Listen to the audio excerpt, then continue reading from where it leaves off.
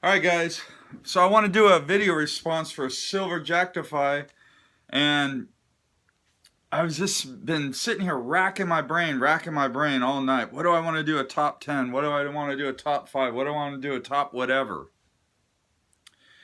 And so I came up with the top 10 cards that just straight tripped me out from the first moment I ever saw them. So basically just cards that just trip me out for whatever reason. And it's like unusual photos. So let me do this. Let me do the top 10 here. All right, so I'm going to get started here at number 10. And the only reason why this is number 10 is probably because everybody's seen this particular card. And but if you haven't, here we go. This is number 10. Probably would be number 1 if this was a card that no one, people in general haven't seen. But this is the Billy Ripken Fuckface Up in Yo Face card. And if you guys go back about a month or so on my videos, you'll see the story behind this card. This camera's not picking up what it says on the bat knob, but everybody knows that the bat knob says fuckface on it. So this card, of course, tripped me out the first time I saw it. Had to have it.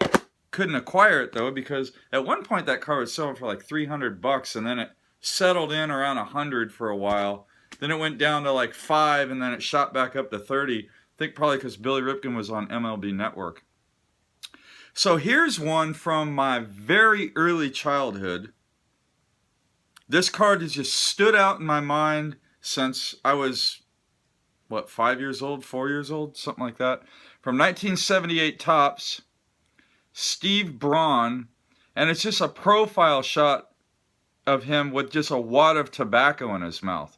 And for whatever reason, this card is etched in my mind for the rest of my life. Kind of a neat card. I have no idea who that guy is. All I know is that my thoughts are, what would possess Topps to use that as the photo for a player? It doesn't have any logos on the hat. You can't see the guy's face. It's a straight up profile image, and he's got a big ass wad of tobacco in his mouth, and this is a product for kids, right? It's, I don't know, it's cool. This one has always tripped me out because Topps stopped using art or like paintings for the images on their cards in, I think, 1956.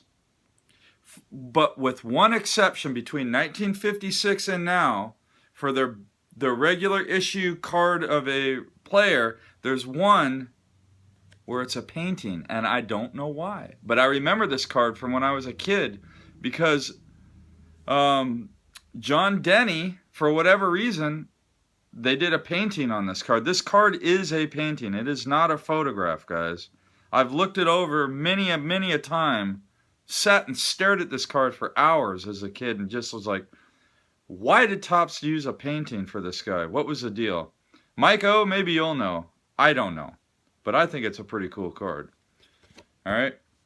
And then one day I was thumbing through my 1984 Fleer set, and I thought this card was hilarious. This card's been etched in my mind. Larry McWilliams, sitting there holding his, it looks like his 1981 Fleer card on his 1984 Fleer card. I probably should get his 81 Fleer card to put it next to this card, but whatever, I'm not going to dig it out. It took me, guys, seriously, it took me like an hour to prepare for this video because I had to dig up all these cards. Luckily, a lot of them I knew where they were in the sets, but not all of them. But that's kind of a funny card. Fleer took a photo of Larry McWilliams holding his Fleer card from a few years prior. This card is a pretty modern card, very modern card, but as soon as I saw it, I thought it was the coolest card in the world. A little bit biased because I'm a Giants fan, and I know the history on this card. I mean, this is Tim Hudson after the Giants won the World Series in 2014. I've always thought this was just a super cool card. And Huddy really wanted to win a championship with the Giants. That was like such a big deal for him. with all the success that he had throughout his career, the last thing he needed to put on his resume was a world championship. So I've always thought that was a really cool card. So as you guys can see, these cards are cool for a variety of different reasons. Here's another one from Stadium Club.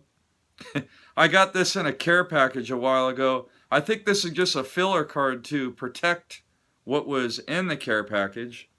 But I've just always got a big kick out of this Ken Caminetti card. There he is, just sitting on his motorcycle in his baseball uniform.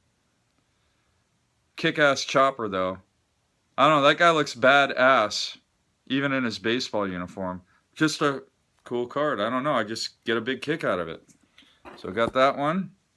And then this one is funny. This one just etched in my mind from when I was a kid.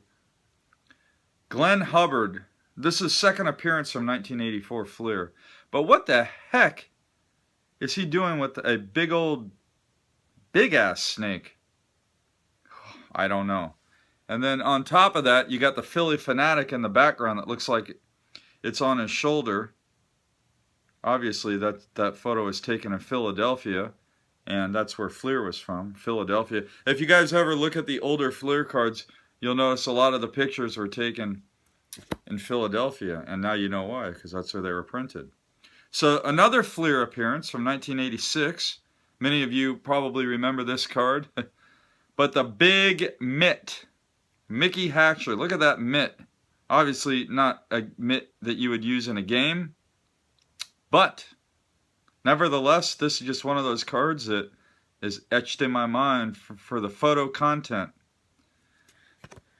And then, coming in at number 2, kind of on the theme of big stuff, you got Kirby Puckett with this big-ass bat. Just kind of a cool card, nice image there. But this is kind of a classic image, classic card of Kirby Puckett. And I was actually talking about this card the other night when I was doing a mail day from Caesar, a.k.a. Pepino Man. But this is a card I'm talking about, and I just love this card because I remember when this play happened. I was watching the Giants game on TV. But there we go. If you look real closely, that's Barry Bonds getting... I mean, he would have caught that ball. But there's a little kid that was in the stands, and he reached out and caught the ball right in front of Barry Bonds' mitt. And then there's Bonds, you know, I mean, he was going to catch it. Straight up, that was his ball. Kid caught it.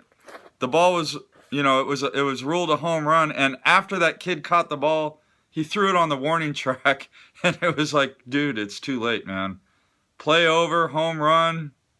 You robbed Bonds of robbing, I don't know who hit the ball, of hitting a home run. All right, so there we go. So SilverJackify, thank you so much for this contest. Wanted to come up with something original. All you guys have seen all my ass kicker baseball cards, so I didn't want to do a top 10 on that. Want to do something a little bit different, something fun, you know, something that kind of demonstrates what we love about the hobby. And heck, you got me looking through some of my old baseball card sets, which about a month ago I was saying, I don't do that anymore. Well, I did tonight. So guys, thanks for watching. Happy collecting. I will put a link down below also for SilverJackify's channel. If you guys are not subbed to him, hit him up. He's got the best content.